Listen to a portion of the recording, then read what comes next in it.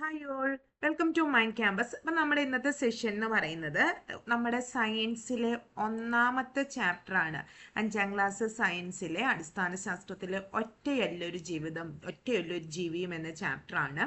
അപ്പോൾ സെഷനിലേക്ക് പോകുന്നതിന് മുമ്പ് നമ്മുടെ യൂട്യൂബ് ചാനൽ ആദ്യമായിട്ട് കാണുന്നവരാണെങ്കിൽ ചാനൽ ഒന്ന് സബ്സ്ക്രൈബ് ചെയ്തേക്കുക. ഒരുപാട് ഫ്രീ ക്ലാസ്സുകൾ നമ്മൾ ഈ ചാനലിൽ കൂടെ കൊടുക്കുന്നുണ്ട്. അപ്പോൾ നമ്മുടെ ഫസ്റ്റ് ക്വസ്റ്റ്യൻ ഇതിനെ ബേസ് ചെയ്തിട്ട് ആദ്യം തന്നിരിക്കുന്ന ഒരു പിക്ചറാണ്. എപ്പോഴും ചിത്രം നിരീക്ഷിക്കുക എന്ന രീതിയിൽ ക്വസ്റ്റ്യൻസ് ഉണ്ടാവും.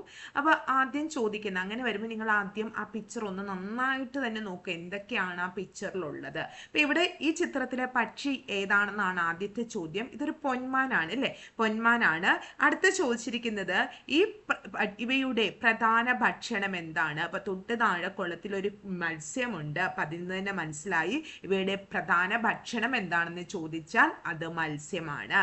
ഇനി ഈ പക്ഷിയെ സാധാരണ എവിടെയാണ് കാണുന്നത്? സാധാരണയായിട്ട് നമ്മൾ എവിടെയാ കാണുന്നത്? ഒന്നീ നദിയുടെയൊക്കെ മുകളിലോ അതേപോലെ കുളക്കരയിലോ ഒക്കെ കാണാം. ഇത് അങ്ങനെ കാണുന്നതെന്ന് വെച്ചാൽ ഇതിന്റെ പ്രധാനമായിട്ടും അതിൻ്റെ അടുത്തുള്ള മാളങ്ങളിലൊക്കെയാണ് ഇത് താമസിക്കുന്നത്, മീൻ പിടിക്കാനുള്ള സൗകര്യത്തിന് വേണ്ടി. അതായത് നദീതീരത്തോ കുളക്കരയിലോ ഉള്ള മാളങ്ങളിലാണ് പൊന്മാൻ വസിക്കുന്നത്. അപ്പൊ പൊന്മാനാണ് ഈ പിക്ചറിൽ കാണുന്നത്. ഇത് നദീതീരത്തും അതേപോലെ തന്നെ നമ്മുടെ കുളക്കരയിലും ഒക്കെയുള്ള മാളങ്ങളിലാണിത് കാണുന്നത്. ഇനി അടുത്തതായിട്ട് പറയുന്നത് മീൻ പിടിക്കാൻ ഇതിന്റെ പ്രധാനപ്പെട്ട ആഹാരം മത്സ്യമാണ്. അപ്പൊ അതുകൊണ്ട് തന്നെ ഇത് മീൻ പിടിക്കാൻ എളുപ്പത്തിന് വേണ്ടിയാണ് അവിടെയൊക്കെ താമസിക്കുന്നത്. പലതരം ആഹാരം കഴിക്കുന്ന ജീവികൾ നമുക്ക് ചുറ്റുമുണ്ട് ഇല്ലേ? വിവിധതരം ജീവികൾ കഴിക്കുന്ന ആഹാരം ഏതെല്ലാമാണ്? ആടിന്റെ പ്രധാന ആഹാരം എന്ത്? നിങ്ങളുടെയൊക്കെ വീട്ടിൽ ആടുണ്ടാകുമല്ലോ. അപ്പൊ അടുത്ത ചോദ്യം ഇതാണ്, ഈ ആടിന്റെ പ്രധാന ആഹാരം എന്ത്? അപ്പൊ പെട്ടെന്ന് തന്നെ എല്ലാവരും ആദ്യത്തെ ആൻസർ നമ്മൾ എഴുതും പച്ചിലകൾ ആട് കഴിക്കാറില്ലേ? പ്ലാവിന്റെ ഇലയൊക്കെ നിങ്ങൾ കൊടുക്കാറില്ലേ? പിന്നെ അതുപോലെ തന്നെ വേറെ എന്തുണ്ട്? ധാന്യങ്ങൾ കൊടുക്കും, പിണ്ണാക്ക് കൊടുക്കും ഇല്ലേ? അപ്പം ആടിന്റെ പ്രധാനപ്പെട്ട ആഹാരം ചോദിച്ച പച്ചിലകള്, ധാന്യങ്ങള്, അതുപോലെ തന്നെ പിണ്ണാക്കും ആടിന്റെ പ്രധാനപ്പെട്ട ആഹാരമാണ്. സസ്യഭാഗങ്ങൾ ആഹാരമാക്കുന്ന മറ്റേതെല്ലാം ജീവികളുണ്ട്? കണ്ടെത്തി എഴുതുക. ഇപ്പൊ നമ്മൾ പറഞ്ഞു സസ്യം, ഇലകളും പച്ചിലകൾ ആട് കഴിക്കുമെന്ന് പറഞ്ഞു. അതുപോലെ സസ്യങ്ങളുടെ ഭാഗങ്ങൾ കഴിക്കുന്ന മൃഗങ്ങളുണ്ട്. ഒന്ന് മാന്, സസ്യഭാഗങ്ങളാണ്. മുയൽ, ക്യാരറ്റ് ഒക്കെ കഴിക്കാറില്ലേ? പിന്നെ ആരുടെയൊക്കെ പേരുകൾ നമ്മൾ എഴുതും? പശു ഇല്ലേ? അതേപോലെ തന്നെ ആന, തെങ്ങ്, ഓലയൊക്കെ കഴിക്കാറില്ലേ? എരുമ. ഇതൊക്കെ സസ്യഭാഗങ്ങൾ ആഹാരമാക്കുന്ന ജീവികളാണ്. അപ്പൊ സസ്യഭാഗങ്ങൾ ആഹാരമാക്കുന്ന ജീവികൾ ചോദിച്ചാൽ മാന്, മുയൽ, പശു, ആന, എരുമ, ഇതൊക്കെ നിങ്ങൾക്ക് ആൻസർ ആയിട്ട് എഴുതാവുന്നതാണ്. നെക്സ്റ്റ് വൺ, അടുത്തതായിട്ട് ഒരു പിക്ചറാണ് തന്നിരിക്കുന്നത്. ഈ ചിത്രത്തിൽ ഇങ്ങനെ എപ്പോഴും തരും കേട്ടോ ഈ പരീക്ഷയ്ക്ക്, ഈ ചിത്രത്തിൽ ഏതെല്ലാം ജീവികളുണ്ടെന്ന് എഴുതുക. അപ്പൊ ആദ്യം തന്നെ നിങ്ങൾക്ക് മനസ്സിലായി ചെറിയ മീനുകളുണ്ട്. പിന്നെ ആരുണ്ട്? ഇവിടെ ഒരു കൊക്ക് നിപ്പുണ്ട് അല്ലേ? കൊക്കുണ്ട്. പിന്നെ എന്തിനെങ്കിലും നമ്മൾ കാണുന്നത് കൊക്ക്, ഒരു കൊക്കുണ്ട്, തുമ്പിയുണ്ട്, കാക്കയുണ്ട്, ഒച്ചുണ്ട്, പാമ്പുണ്ട്, തവളയുണ്ട്, പിന്നെ ആരുണ്ട്? പുൽച്ചാടിയുണ്ട്, അതുപോലെ തന്നെ പിന്നെ അതേപോലെ ഞണ്ടുണ്ട്, മീനുണ്ട്, ഇതെല്ലാം ഉണ്ട് ഇല്ലേ?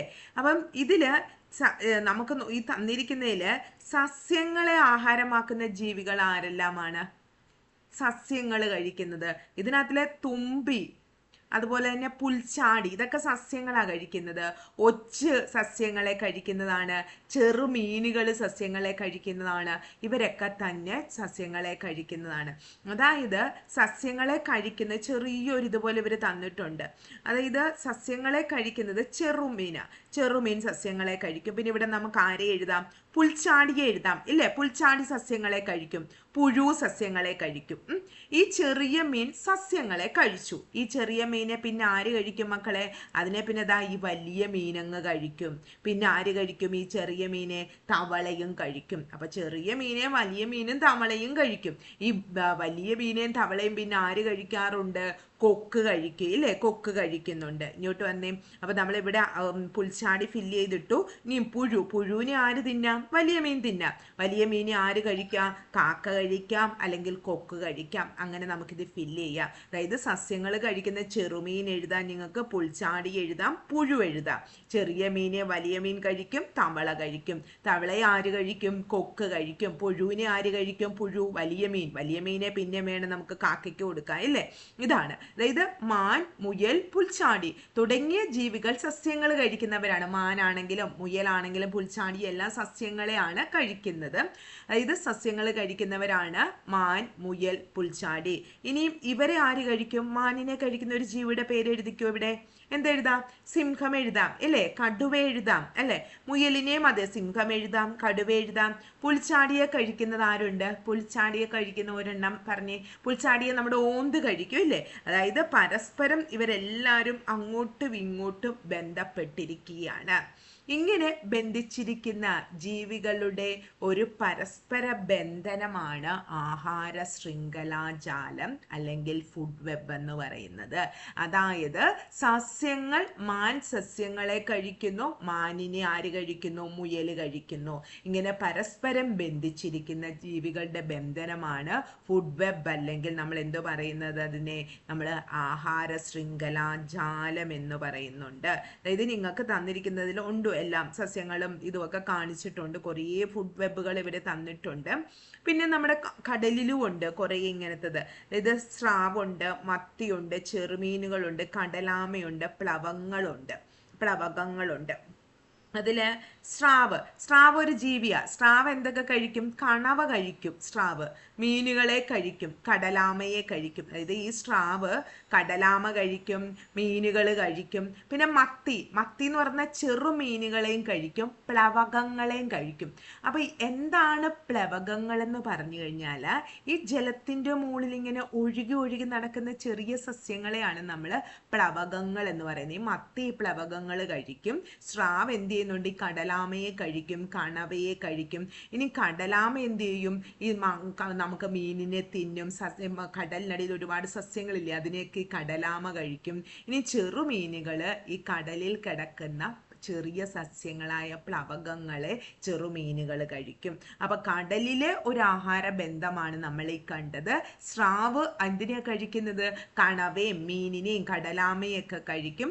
മത്തി ചെറുമീനെയും പ്ലവകങ്ങളും ഒക്കെ കഴിക്കും. പ്ലവകങ്ങൾ എന്താണെന്ന് വെച്ച് കഴിഞ്ഞാൽ ഈ ജലത്തിൽ ഇങ്ങനെ ഒഴുകിക്കിടക്കുന്ന ചെറിയ സസ്യങ്ങളാണ് പ്ലവകങ്ങൾ എന്ന് പറയുന്നത്.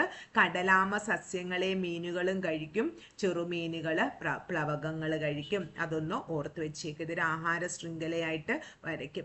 ചിലപ്പോൾ ചോദിക്കും, നിങ്ങളുടെ പരിസരത്തുള്ള ഒരു മരത്തെ കുറച്ച് ദിവസം തുടർച്ചയായി നിരീക്ഷിക്കൂ. മരത്തിൽ നിങ്ങൾ നിരീക്ഷിച്ച ജീവികളെ ഉൾപ്പെടുത്തിയിട്ടുള്ള ആഹാര ശൃംഖലാജാലം പറയുന്നുണ്ട്. മരത്തിലാകുമ്പോൾ നിങ്ങൾക്ക് പുഴു ഉണ്ടാകാം. പുഴുവിനെ ചിലപ്പം ഉറുമ്പ് കഴിക്കും, ഇല്ലേ? ഉറുമ്പിനെ ആര് കഴിക്കും? മരംകൊത്തി കഴിക്കാം, മരംകൊത്തിയെ കഴുകൻ കഴിക്കാം. അങ്ങനെ ഒരു ആഹാര ശൃംഖലാജാലം വേണമെങ്കിൽ ഉണ്ടാക്കാം. അല്ലെങ്കിൽ പുഴു ഉണ്ടാകും, പുഴുവിനെ എലി കഴിക്കും, എലിയെ പാമ്പ് കഴിക്കാം. അങ്ങനെയൊക്കെ ഉണ്ടാക്കാം. അങ്ങനെ ഒരെണ്ണം നിങ്ങൾ നോക്കാം. നീ കുളത്തിലെ മത്സ്യത്തെ കണ്ടോ? അപ്പം മത്സ്യത്തിന് അതിജീവിക്കാൻ ആവശ്യമായ ഘടകങ്ങൾ എന്തൊക്കെ വേണം?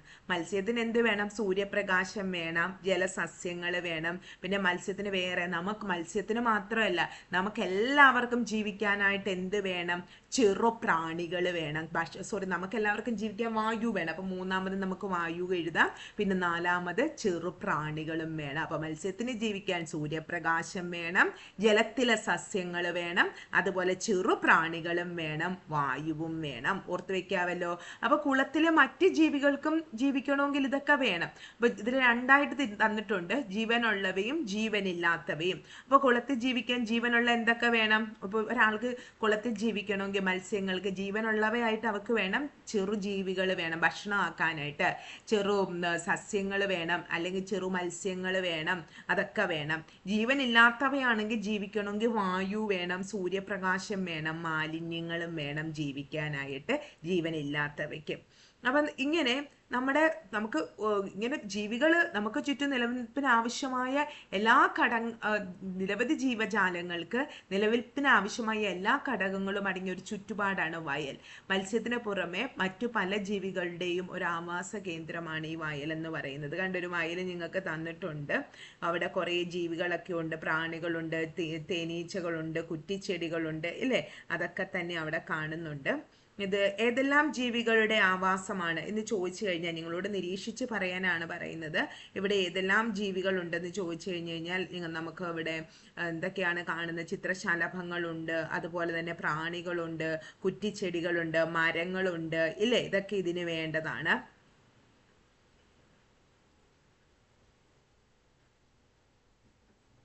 സോ നമ്മൾ ആ ഒരു ചാപ്റ്ററിൻ്റെ കുറച്ച് ഭാഗങ്ങളാണ് നമ്മൾ പഠിച്ചിരിക്കുന്നത്.